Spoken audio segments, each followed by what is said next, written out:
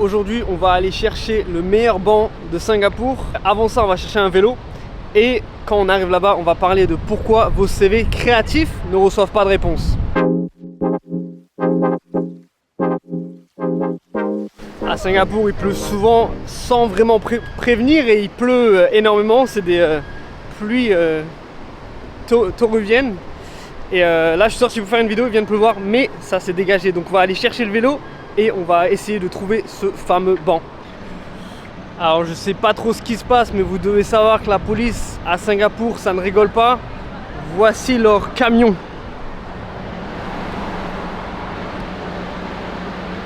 Juste de faire cette vidéo, ça me fait un peu peur.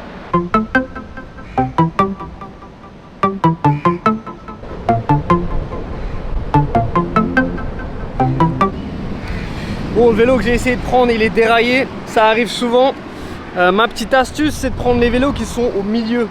Parce que les vélos qui sont un peu dehors comme ça, en dehors des cases, ils sont souvent cassés en fait. Comme vous pouvez le voir ici. Donc voilà, parce que le vélo était cassé, j'ai gaspillé $1 et ça fait 5 minutes que je suis au soleil, je transpire à fond. Donc on va prendre un autre vélo et on va aller chercher ce banc.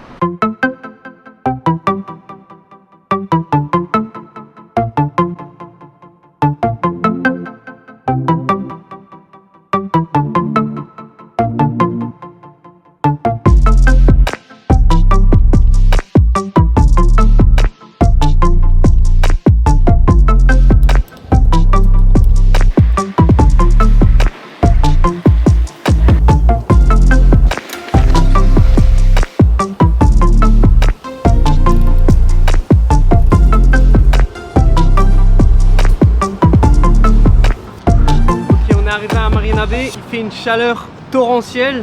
On va aller chercher ce banc. Normalement, c'est à 5 minutes à pied. Et en allant là-bas, je vais vous montrer un peu plus de paysages. J'en parle encore, hein, mais la chaleur est incroyable. Si vous avez entendu parler de Singapour, vous avez entendu parler de ce bâtiment ici. C'est un hôtel, aussi un casino, qui est connecté aussi à un shopping mall. Et il y a pas mal de choses dedans. En haut, il y a une piscine. D'ailleurs, on ira voir ça dans une autre vidéo. Et si vous venez à Singapour, essayez d'avoir une chambre dedans au moins une journée. C'est d'avoir une chambre assez haute. De l'autre côté, il y a Garden Bar de Bay, c'est aussi très beau. Et la chambre peut vous coûter 200-300 € la nuit. Mais bon, c'est une chose à faire quand on vient à Singapour. C'est pas le meilleur hôtel de Singapour, mais c'est le plus connu. Normalement, le banc est à 5 minutes à pied. Est-ce que je vais y arriver ou est-ce que je vais faire une installation et tomber dans la rivière avant? Restez jusqu'à la fin de cette vidéo pour savoir. Rappelez-moi de ne plus jamais faire une vidéo sans crème solaire, sans chapeau, sans rien en fait. À 1h de l'après-midi à Singapour, il doit faire un ressenti de 45 degrés. Il faut absolument que j'aille prendre une douche. Regardez toutes ces personnes en terrasse, ils ne savent pas qu'il y a le banc caché pas loin d'ici. Par contre, avant d'arriver au banc caché, il faut traverser le désert ici. Ouais, même lui il se dit est-ce que je dois y aller, j'ai pas de parapluie. Parce qu'ici les gens portent des parapluies hein, pour éviter de se faire brûler par le soleil. Bon, on est presque arrivé, donc je vais vous montrer un peu la vue. Je vais passer à l'autre caméra et on va découvrir ce banc.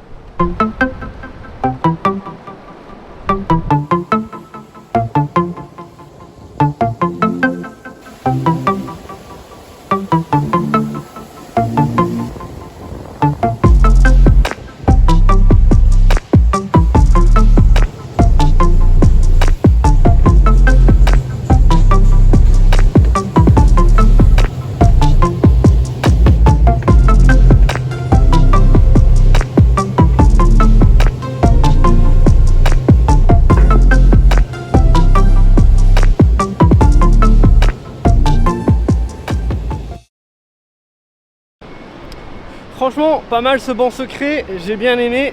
Par contre, il fait trop chaud, donc je vais pas parler des CV sur le banc. Je vais changer d'emplacement parce que sinon je vais pas survivre la vidéo. Ce banc, en quelque sorte, il a quelque chose en commun avec les CV créatifs. Ce qu'il a en commun, c'est que pas tout le monde le trouve, ce banc, parce qu'il est, il sort de l'ordinaire, il est un peu caché, il est un peu différent. Et c'est un peu ça ce qui se passe avec les CV créatifs de temps en temps. Votre CV il est créatif et du coup il passe pas les robots qui sont avant les humains quand on envoie un CV. De nos jours, vous le savez, il y a l'intelligence artificielle, il y a des robots, il y a énormément de CV, il n'y a pas assez de gens. Donc ce qui se passe, c'est que toutes les grosses entreprises et beaucoup même de petites entreprises qui ont accès à des plateformes, ils ont une plateforme qui d'abord reçoit votre CV, qui le casse en étapes, qui le casse en thèmes, qui le casse en divise, en capacité. Et ça, c'est ce que l'humain va regarder. Donc il ne regarde pas votre CV à vous en premier. Et pourquoi c'est important ça? C'est important parce que si votre CV est trop créatif, qu'il a des icônes, qu'il a des images, etc., le logiciel qui va lire le CV avant l'être humain ne va pas comprendre, il ne va pas savoir où placer cette information et du coup ça va complètement détruire ce que le logiciel essaie de faire. Vous aurez des expériences à la fin dans leur rapport qui ne seront pas dans les expériences, il y aura des choses qui n'ont aucun sens et ça veut dire que votre CV ne sera jamais vu par un être humain parce qu'il aura un score qui sera trop bas et du coup les êtres humains ils regardent que les scores qui sont assez élevés. Quand une entreprise reçoit 6000 CV, les 6000 passent par le logiciel, les 100 premiers ils sont revus par un humain, le reste ils vont à la poubelle. Et c'est pour ça qu'au final des fois c'est bien d'avoir un CV qui est assez conforme, qui est assez standard, qui sort pas des normes parce que le logiciel qui sait le lire, il va le reconnaître et ça va pas complètement détruire votre candidature. Donc avec ça je vais vous laisser, n'oubliez pas de nos jours vous écrivez un CV pour un robot en premier et pour un humain ensuite. Je vous laisse avec ça et n'oubliez pas que le monde est petit si on sait le naviguer. Peace.